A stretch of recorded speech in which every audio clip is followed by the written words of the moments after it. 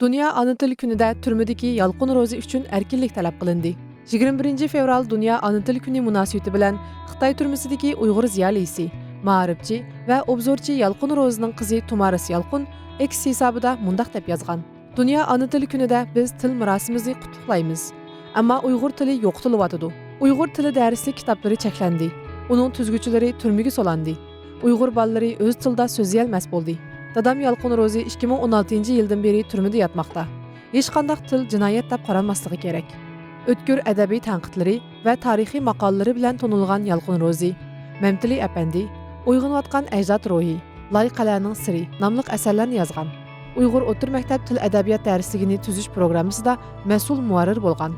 U Uyg'ur madaniyati, tili va tarixini qo'g'dab qilish uchun ko'p kuch chiqargan Uyg'ur ziyolisi edi. Radiomizning dalillashicha Yalqin Rozi 2016-yili 12-oyning 30-kuni Xitoy saqchilari tomonidan qo'lga ilinib, keyincha milliy bo'lgunchilikka qutratqulik qilish jinoyati bilan 15 yillik qamoq jazosiga hukm qilingan. Yalqin Rozining Amerikadagi farzandlari Kamal Turk va Tumarislar yillardan buyon ijtimoiy taratquv vositalarida dadasi va uningga o'xshash ziyonkashlikka uchragan Uyg'ur ziyolilarga erkinlik talab qilib kelmoqda. We must come together to protect our culture and identity. I once again demand the immediate release of my father, Yalqin Rozi, and all those wrongfully detained.